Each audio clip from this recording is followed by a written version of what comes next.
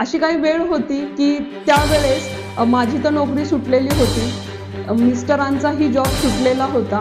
मग अशा परिस्थितीत आपण करायचं काय? 2 मुली माझ्या होत्या आणि यामध्ये मला वाटायला लागलं की आपण काहीतरी करावं. कुठेतरी एकदा अशीच मी खूप शांत बसलेले.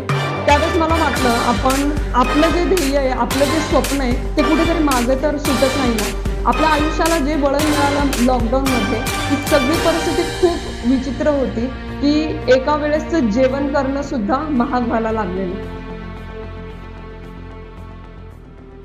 नमस्कार, मी प्राध्यापिका दीपिका जंगम. तर असं म्हटलं जातं, जगून जगावं तर असं जगावं, इतिहासानेही आपल्यासाठी एखादं तरी पान राखून ठेवावं. आणि हा जो इतिहास आहे हा आपण आपल्याच आयुष्यामध्ये घडवू शकतो. एक गृहिणी, एक शिक्षिका, त्याच्यानंतर एक लेखिका, निवेदिका, एक उद्योजिका, या सगळ्या भूमिकेतून जाताना एक महिला नेमकं काय कार्य करते आणि ते कसं असू शकतं. आपलं अगदी सुटसुटीत असलेलं माहेरचं जीवन, आयुष्य ते कधीतरी अचानक वळण घेतं आणि आपल्या आयुष्याला एक कलाटणी मिळते. तर ओतूर येथे माझा जन्म झाला. सावित्रीबाई फुले कन्या विद्यालय येथे माझं 10वी पर्यंत शिक्षण, तर अण्णासाहेब वाघिरे महाविद्यालय इथे माझं MA पर्यंतचं शिक्षण झालं. 12वी पर्यंत मी अगदीच खूप शांत आणि सुस्वभावी असलेली, एकदम अबोल असलेली अशी होते. पण जसं माझं FY ला खूप लवकर लग्न झालं आणि लग्न झाल्यानंतर मी पुढचं शिक्षण लग्नानंतर घेतलं. मग मराठी या विषयामध्ये MA केलं, त्यानंतर B.Ed, नंतर M.Ed, DSM असं सगळं शिक्षण मी करत गेले. शिक्षण झाल्या लगेचच मला जॉब लागला आणि शिक्षण क्षेत्रामध्ये एका महिलेसाठी खूप सेफ अशी असलेली नोकरी शिक्षिकेची असते. ज्यावेळेस B.Ed, M.Ed करत होते, माझी मुलगी खूप लहान होती आणि ती माझ्या आईने सांभाळली. मग आपल्या माहेरचं आपली स्वप्न पूर्ण करण्यासाठी खूप मोठा हात असतो आणि माझे घरातले असतील, माझे भाऊ बहीण असतील, माझे सर्व काका काकू, आमचं कुटुंब आहे आणि यांनी सगळ्यांनी खूप चांगली मदत मला केली. आमचं जे बॅकग्राऊंड आहे हे व्यावसायिकांचं आहे. आमचे जनरल स्टोअर्स आहेत आणि असाच व्यवसाय आपल्या मुलांनी करावा असं आमच्या घरच्यांना कधीच वाटत नव्हतं. माझ्या वडिलांची इच्छा होती की त्यांनी शिक्षक बनावं. त्यांना त्यावेळेस बनता आलं नाही, का तर जर पहिलाच मुलगा व्यवसाय करत असेल तर बाकीचे सगळे व्यवसायच केला पाहिजे. त्यांनी जर नोकरी केली तर बाकीचेही नोकरीच करतील. पण वडिलांची इच्छा होती की आम्ही नोकरी करावी आणि म्हणून आमच्या सर्व मुलांना त्यांनी मास्टर डिग्री पर्यंत शिकवलं. आणि यातूनच माझी इच्छा होती की अगदी 10वी पर्यंत मी सर्वसामान्य बुद्धिमत्तेची, म्हणजे खूप मोठमोठी अगदी स्कॉलर जसे असतात तशी मी खरंच नव्हते. आणि अशाच याच्यात मला वाटायचं की आमच्या एक मराठीच्या मॅडम होत्या, प्रमिला कुलकर्णी मॅडम, तर त्यांच्याकडे पाहून मला वाटायचं मीही असं शिकवावं. जी मराठी विषय आहे त्याची गोडी मला त्यांच्यामुळेच मिळाली. आणि त्यांना एकदा एक प्रसंग आहे अगदी छोटासा माझा 10वीचा, की 10वी वाढदिवस होता आणि वाढदिवसाला आमच्या बाईंनी विचारलं की तुला काय संकल्प केलास. वर्गामध्ये अगदी उन्हाळ आणि मस्ती करणारे आम्ही होतो आणि त्यावेळेस विचारल्यावर मी अगदी ठामपणे सांगितलं की मॅडम मला तुमच्यासारखं मराठीची शिक्षिका व्हायचं. त्यावेळेस अख्खा वर्ग हसला आणि म्हटलं आता हिच्याकडून हे खरंच होणार आहे का, की नुसती दंगामस्ती करणं हेच आमचं उद्दिष्ट असायचं किंवा हेच चालू असायचं. पण त्याच्यानंतर जे पुढे पुढे होत होतं आणि माझी जी मी संकल्प किंवा माझी इच्छा बोलून दाखवली होती ती मला वाटतं कुठेतरी पूर्ण व्हायला लागली होती. कारण मी MA केलं मराठी विषयामधून आणि नंतर मी B.Ed, M.Ed करून मी ज्या शाळेत शिकले त्याच शाळेमध्ये मला अनुभव म्हणून नोकरी मिळाली आणि तो एक वेगळा आनंद होता. कारण ज्यांनी मला शिकवलं तेच माझे कलीग पण बनलेले होते आणि पण त्यांच्याबद्दल जो आदर, ती भावना ती होती ती नेहमी तशीच राहिली, कारण त्यांनीच आपल्यावर हे संस्कार केलेले होते.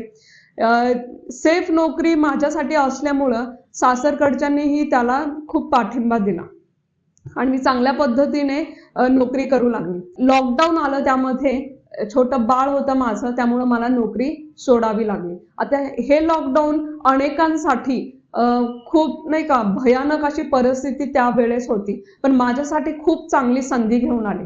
मी तशी अबोल असल्यामुळं पण लॉकडाऊनच्या काळामध्ये मी माझं युट्यूब चॅनल चालू केलं आणि युट्यूब चॅनलद्वारे आपण जी माहिती मुलांना तसंही मी देत होते, तीच माहिती मी पुस्तकांच्या द्वारे युट्यूब चॅनलद्वारे द्यायला सुरुवात केली आणि तोही अनुभव खूप छान होता. लोकांपर्यंत मी पोहोचत होते. अगदी थोडेसे व्ह्यूज आले तरी मला खूप आनंद होत होता, कारण माझं ऐकणारं, माझं बोलणारं कुणीतरी पाहत होतं. यामध्ये 1-1.5 वर्ष गेले. सोशल मीडियावर मी कधीच नव्हते. 2021 मध्ये मी या युट्यूब चॅनलच्या माध्यमातून यायला सुरुवात केली. त्याच वेळेस मी फेसबुक, इंस्टाग्राम आणि युट्यूबला दिसायला लागले. अशी काही वेळ होती की त्यावेळेस माझी तर नोकरी सुटलेली होती, मिस्टरांचाही जॉब सुटलेला होता. मग अशा परिस्थितीत आपण करायचं काय? 2 मुली माझ्या होत्या आणि यामध्ये मला वाटायला लागलं की आपण काहीतरी करावं आणि जिद्दीने मलाच ते पुढं व्हावं लागलं आणि त्यावेळेस मी श्री सात्विक हे जे तूप आहे हे विकायला सुरुवात केली. आपण आपलं जर 100% देत असलो ना, प्रत्येक कामामध्ये आपल्याला यश मिळतं आणि ती सुरुवात तिथून झाली. अगदी व्हॉट्सअप स्टेटसवर मी तुपाची ऍड करायला लागले आणि फक्त स्टेटस ठेवून मला एका महिन्यातच 150 ते 200 किलो लिटर तूप मी पुण्यामध्ये विकलं आणि जी ती सुरुवात झाली.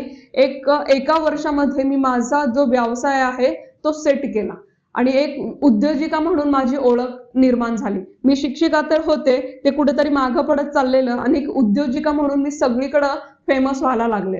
एक युट्यूबर म्हणून खूप जास्तीत जास्त प्रसिद्धी मला मिळायला लागली. मग हॉटेलचे प्रमोशन, एखाद्या ब्रँडचे प्रमोशन, जुन्नर तालुक्यामध्ये एक ब्रँड अँबॅसेडर म्हणून माझं नाव व्हायला लागलं आणि कुठेतरी एकदा अशीच मी खूप शांत बसलेले. त्यावेळेस मला वाटलं आपण ज्या वेळेस असं आपलं जे ध्येय आहे, आपलं जे स्वप्न आहे ते कुठेतरी मागे तर सुटत नाही ना, कारण आपण शिक्षक म्हणून माझं स्वप्न होतं ते आपल्याला पूर्ण करायचं होतं. ते तर झालंही होतं. एक शिक्षिका म्हणून मी 5-7 वर्ष जॉबही केला होता आणि आपण भरकटतोय की काय असं मला वाटायला लागलं आणि नंतर मी पुन्हा माझं शिक्षकी पेशा हा घेतला. बिझनेस तर सेट झालेला होता. 1-2 महिला आणि 1-2 कामगार ठेवून मी माझा बिझनेस चालू ठेवलाही आणि त्याचबरोबर मी एक शिक्षिका म्हणून पुन्हा महाविद्यालयामध्ये काम करू लागले. मुळातच आपण ज्यावेळेस हे सगळं करत असतो, ज्यावेळेस मी अगदी शांत बसून विचार केला की आतापर्यंत आपण लोकांना दिलंय काय याचा विचार करण्यापेक्षा यापुढे आपण जास्तीत जास्त अजून काय चांगलं देऊ शकतो हा विचार ज्यावेळेस मी रोज करते त्यावेळेस मला नवीन नवीन संकल्पना जास्तीत जास्त सुचायला लागतात. आपल्या आयुष्याला जे वळण मिळालं लॉकडाऊन मध्ये की सगळी परिस्थिती खूप विचित्र होती की एका वेळेसचं जेवण करणं सुद्धा महाग व्हायला लागलेलं, पण त्यावेळेस जी घरच्यांनी साथ दिली ती खूपच मोलाची होती. ज्यावेळेस आपण खचतो ना, हतबल होतो, त्यावेळेस मला वाटतं आपल्या स्त्रीमधलं जे स्त्रीपण आहे ते जागं होतं. ती स्त्री शक्ती आपल्यामध्ये आहे याची जाणीव होऊन आपण नवीन काहीतरी करायला लागतो आणि ही नवीन करण्याची उमेद ज्यावेळेस निर्माण होते अनेक महिलांना ती प्रेरणादायी वाटते. पण त्याच्या मागचे जे कष्ट आहेत ते कष्ट करण्याची आपल्यात आणि 100% देण्याची जी आपल्यात जी वृत्ती ना ती आयुष्यात कामी येते आणि हीच माझ्याही कामी आली. ज्यावेळेस मला एखादा पदार्थ करून द्यायचा आहे तर तो पदार्थ देताना आपण जो खाणार आहे त्याचं मन खरंच तृप्त झालं पाहिजे ही माझी भावना असते. आपण जे द्यायचं ते 100% द्यायचं आणि जे मी वाक्य बोलत असते नेहमी, जगून जगायचं तर असं जगायचं. इतिहासाने म्हणजे इतिहास सुद्धा किंवा ते प्रसंग सुद्धा आपल्याला भाग पाडतात ते चांगलं काम करण्यासाठी आणि तशीच चांगली चांगली लोक भेटत राहतात.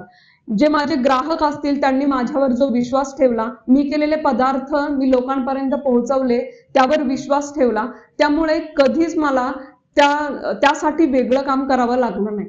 ज्या लोकांसाठी मी व्हिडिओ केले त्यांना त्यांच्या व्यवसायासाठी खूप उपयोग झाला.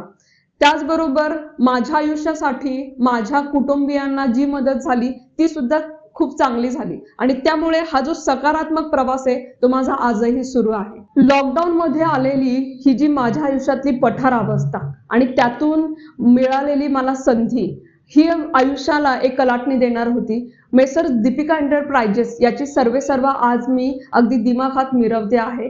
ते कशामुळे तर आपले कष्ट आणि त्यामध्ये सातत्य ठेवणं. आलेली संधी जर आपल्याला ओळखता आली तर आपण त्या संधीचं सोनं करू शकतो आणि तीच संधी आणि त्याच्याच त्याच संधीचं मी सोनं करू शकले. त्यावेळेस अगदी घरातून सुरू केलेला बिझनेस आज आपले तुपाचेच 25 ते 30 अशा महिला रिसेलर्स म्हणून आहेत. त्याचबरोबर अनेक राज्यांमध्ये, अनेक जिल्ह्यांमध्ये आपलं हे तूप जातं. त्याचबरोबर जे काही खाण्याचे पदार्थ म्हणजे दिवाळीचा फराळ असो किंवा आपले डिंकाचे, ड्रायफ्रूटचे, खजूरचे लाडूंचे सगळे प्रकार असो, हे अगदी आवर्जून घेतले जातात. प्रत्येक अगदी लहानांपासून मोठ्यांपर्यंत आपण हे देऊ शकतोय.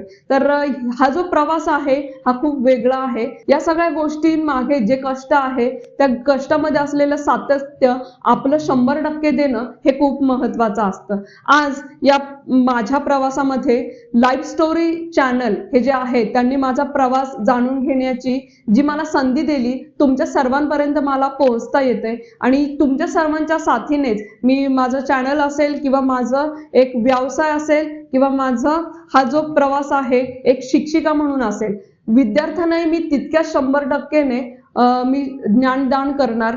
त्याचबरोबर हा जो व्यवसाय आहे तो वाढीस लावणार आणि माझं जे आयुष्य आहे, हा जो प्रवास जो चाललेला आहे असाच सकारात्मकतेने मी यापुढेही चालूच ठेवेन. तुमची सर्वांची साथ असेल तर आपण प्रत्येक गोष्ट सहज साध्य करू शकतो. आपलं काम असं करा की इतिहासामध्ये आपलं नाव नाही तर आपल्या नावाचाच इतिहास झाला पाहिजे आणि हे करू शकतो आपण आपल्या कामातून, आपल्या संस्कारातून आणि आपल्या वागण्या बोलण्यातून, आपल्या आचार विचारातून. आणि हे सगळं मला लाईफ स्टोरी या चॅनलने इथे बोलण्याची जी संधी दिली त्यासाठी मी त्यांचे मनपूर्वक आभार मानते. धन्यवाद.